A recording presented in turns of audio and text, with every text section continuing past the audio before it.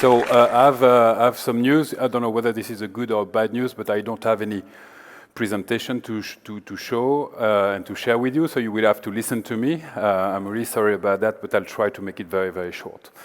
Actually, thinking about the way I would introduce this topic, you know, I realized that I was not an expert in, you know, in technology or in crowdfunding, etc. So I decided just to take you through basically Ashoka's history and to share with you some of the insights that we have found out in the last 35 years. So I don't know how many people in this room know about Ashoka. Can you raise your hand?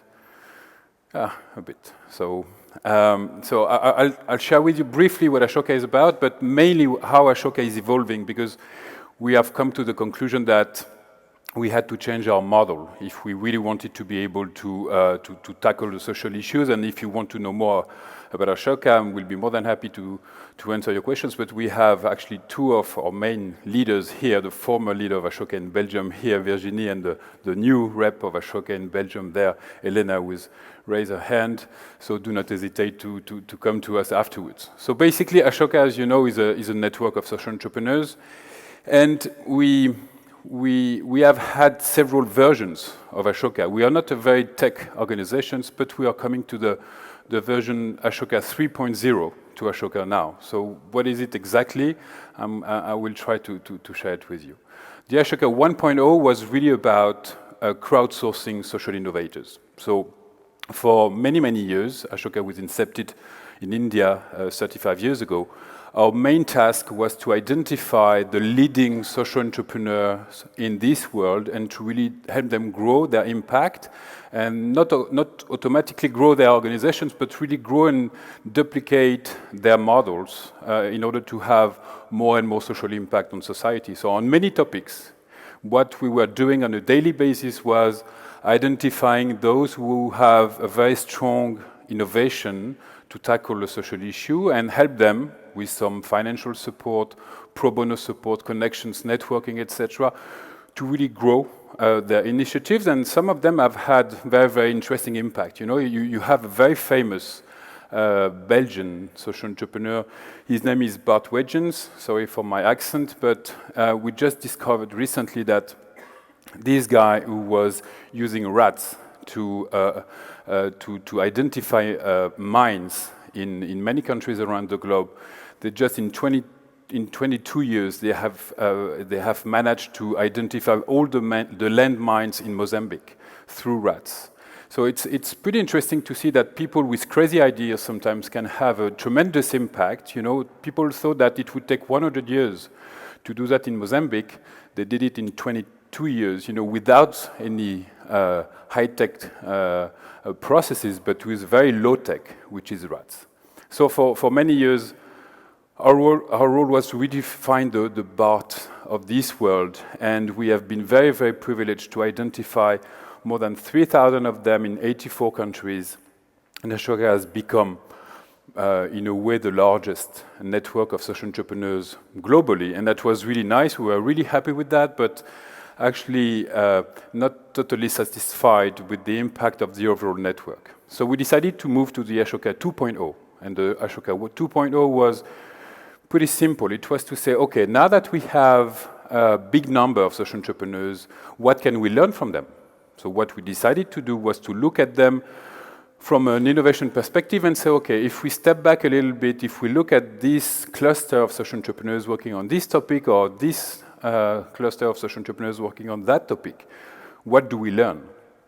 And it was interesting to see that a lot of social entrepreneurs were sharing with us a lot of trends, a lot of very innovative trends that actually became major trends in the future. So it was, for us, the goal was to identify those trends and then to bring social entrepreneurs together to create value chains on specific projects and then to try to have an even bigger impact. And we have done that in various topics, in the health sector, in education, in environment, in a lot of topics, and I will share with you a few examples in a second.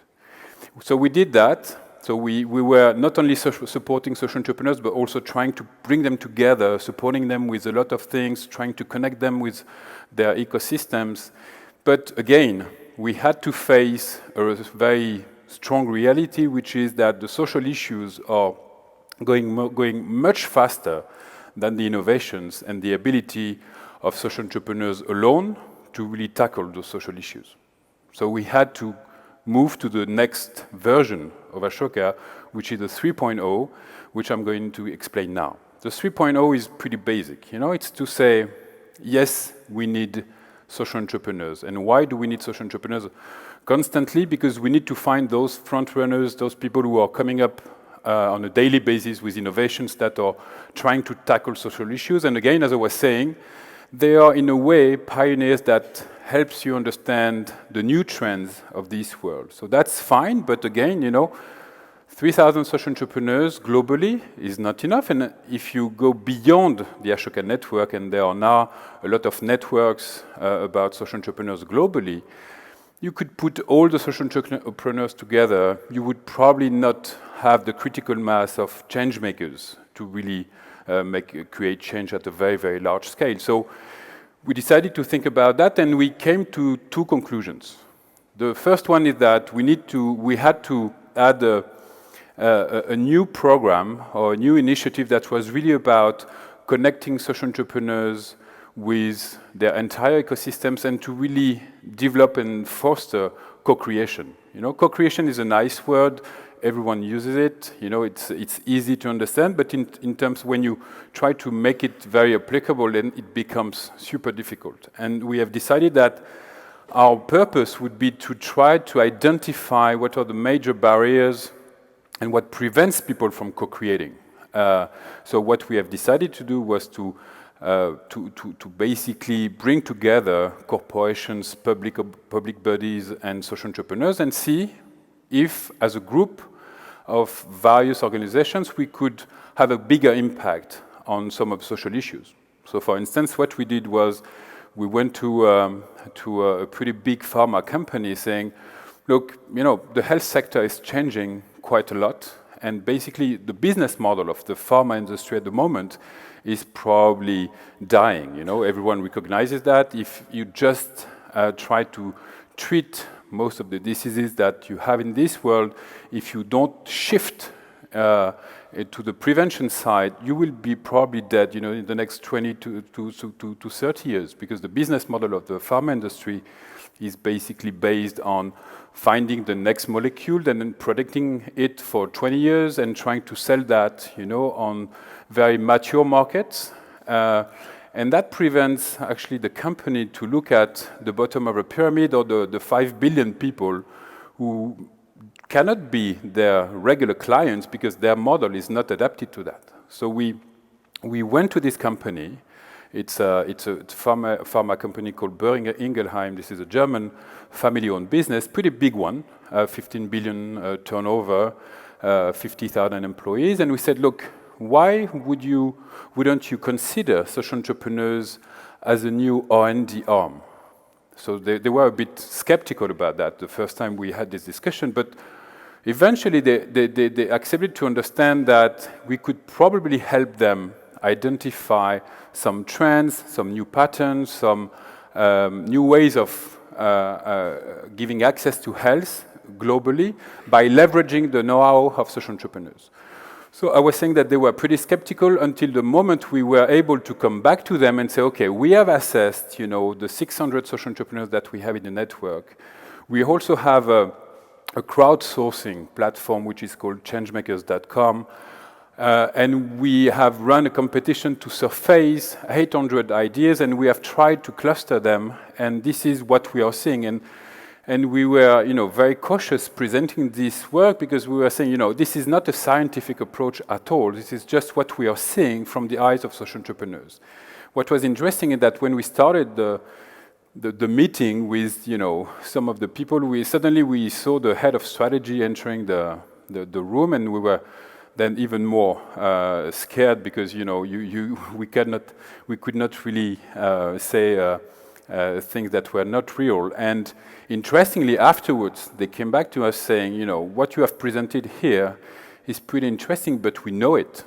So we were a bit disappointed, saying, wow, nothing new to them, so they will probably kick us out of the room, and actually they said, no, we know it, but we know it from the prospective reports that the WHO, etc., is explaining, about the future trends in 30 years from now. So suddenly, this company realized that, there were existing practices, existing innovations that they were just not equipped to really see, and that working with social entrepreneurs was a tremendous value to them, because suddenly they realized that there were those people doing small things at a very small scale, but again, very pioneering things that would probably predict what their future business could be. So that's an example of how we entered this collaboration with this corporation, and now we have a major initiative with them, which is really from crowdsourcing to really trying to streamline these innovations into sustainable business models that could be included in this pharma business model, but in a co-created way, meaning that the profits which are made are really shared between, the social entrepreneurs and the company. So this is the type of thing that we have tried to do, and we are launching now a major initiative that will be inviting 10 or 15 companies globally to go through the same journey and to become change agents within their respective industries. And we believe that if we can really multiply these type of examples, if we can share openly the findings and really motivate more and more organizations to join, then we can start having an interesting impact, because this is definitely a win-win-win situation. Win for the business, for the social entrepreneur, and obviously for the entire society. So this is the type of thing that we do into co-creation. Then the next thing that we found out was really looking at our social entrepreneurs, especially those in the field of education. It was interesting to say, okay, maybe we can tear down the walls between organizations, between the business sector, the social sector, the public authorities, but what do we really need as individuals to make this happen on a regular basis? And we came to the conclusion that it was not just a matter of having organizations behave differently, it was really a matter of equipping individuals within those organizations with the right skills to be able to co-create. And what we did is that we looked at those 600 or almost 700 social entrepreneurs in the education field, and we looked at what they were doing on the ground. Interestingly, they were not helping kids with the hard skills. They were not here to help people better count or write or read. This is what the regular school does, basically, in most of the countries. What they were doing, they were really working on soft skills. They were working on how to master empathy, how to master new types of leadership, how to foster collaboration, how to increase resilience, how to increase ability to take risk. It was interesting to see that the many social entrepreneurs that we have in the network are focusing on those skills and not the hard ones. So we said, wow, that's pretty interesting, and maybe this is also a mega trend that we should follow. And actually, we have decided a couple of years ago to really launch a global initiative about education, which is not, again, about equipping people with, what regular schools does. It's not about teaching kids with theories that help them solve the problems of the past. This is really about cultivating the next generation of change makers. This is really about helping our children really master the new set of skills that you will need, in this century, if you really want to be a full player in society. So what we do basically is that we apply the same principle that we have applied for social entrepreneurs. We identify the most innovative schools and teachers globally. We bring them together. We bring them together with social entrepreneurs, and we try to show that this is not just an anecdotic community. This is basically the way education should evolve in the years to come. And I'm glad to say that in 1 month's time, on the 20th of November, there will be here in Belgium what we have called the Belgium Blast. That will be a gathering of very pioneering schools, social entrepreneurs from all Europe coming together as a bottom-up movement and trying to reinvent education and to change how 500 schools in Belgium are behaving. So that this second aspect is really important. And the Ashoka 3.0 is really about this triptych, finding social entrepreneurs, helping organizations co-create and behave differently, and help individuals master the new set of skills that you need. So that's what we try to do at Ashoka now. And by preparing this, it was resonating a lot in my own journey. I started I don't know if I should say my professional life, but as a social entrepreneur, I've created various organizations until I was invited to launch Ashoka in Europe and to develop its program now. And to me, it was really resonating in the fact that actually, as a social entrepreneur, my role is really to find solutions to some of the issues and to try to make it the most efficient I can.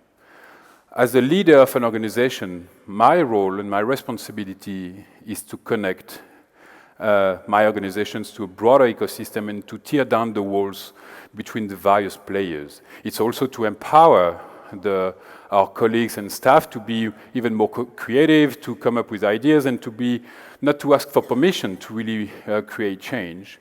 But probably the most interesting part is that as a parent, I have 3 kids now, my responsibility is really to help my kids understand the new world that we are entering now, is really to give them the ability to understand what is happening and to help them, become change makers on their own, And you don't need to become a Nobel Peace Prize winner to do that. You don't need to be, the big stars and the superheroes of this world. You just need to have, I think in your daily life, we all have opportunities to create change at a very small scale, either through our organizations, either through our professional activities, or, as parents, because we have these opportunities, and I think that if we can really create a broader movement of people who don't ask for permission to take initiative, people who really understand what needs to happen and make it happen because they understand, very intuitively that this is absolutely important, then I think that we can be very optimistic about the future. Thank you very much.